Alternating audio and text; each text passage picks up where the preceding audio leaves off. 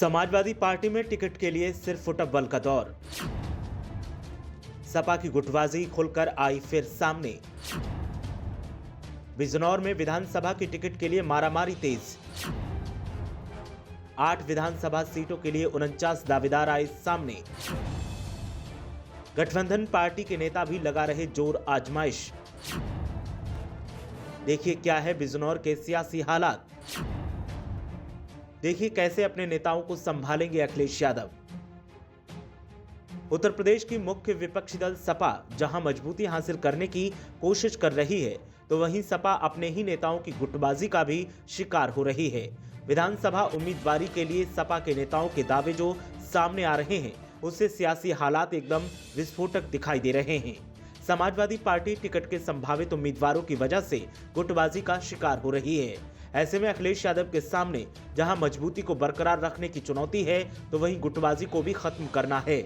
पश्चिमी उत्तर प्रदेश में जहां गठबंधन दल के नेता टिकट के लिए जोर लगा रहे हैं, तो वहीं सपा के भी नेता टिकट को हासिल करने के लिए पहले से ही दावेदारी ठोक रहे हैं और पोस्टरों को लगा रहे हैं। आगामी विधानसभा चुनाव 2022 के लिए संभावित प्रत्याशी सक्रिय हो चुके हैं। दावेदारों में घमासान मचा हुआ है। बिजनौर जिले की 8 सीटों पर अब तक सपा के 49 दावेदार सामने आ चुके हैं। टिकट के लिए सबसे ज्यादा आवेदन बढ़ापुर और नहटौर सीट पर आए हैं। नहटौर और बिजनौर सीट लोकदल के खाते में आने की चर्चा जोरों पर है, जिसके बाद सपा के संभावित दावेदारों की सक्रियता थोड़ी कम है। जिले में इस वक्त सपा की नूरपुर, नजीबाबाद और नगीना सीट खाते में है। नूरपुर सीट पर बीजेपी के विधायक लोकेंद्र चौहान का निधन होने के बाद उपचुनाव हुए थे। उपचुनाव में ये सीट सपा के पाले में चली गई। सपा के नईम उल हसन ने इस सीट पर जीत हासिल की थी। इस पर सपा में टिकट लेने वालों की होड़ लगी हुई है। कई दिग्गज टिकट लेने की जुगत में हैं। हालात नजीबाबाद सीट पर भी कुछ इसी तरीके के हैं।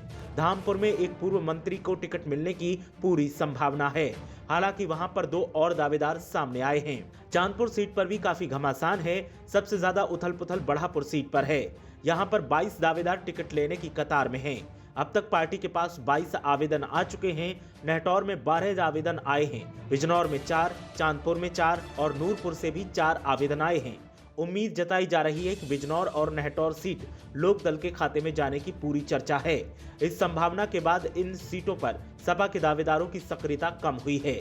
लोकदल के संभावित प्रत्याशी भी सक्रिय हो गए हैं। बिजनौर सीट से लोकदल में भी सपा जैसे हालात दिखाई दे रहे हैं।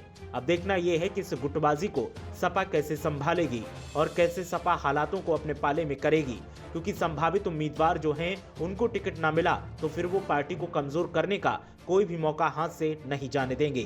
ब्यूरो रिपोर्ट, मीडिया हलचल।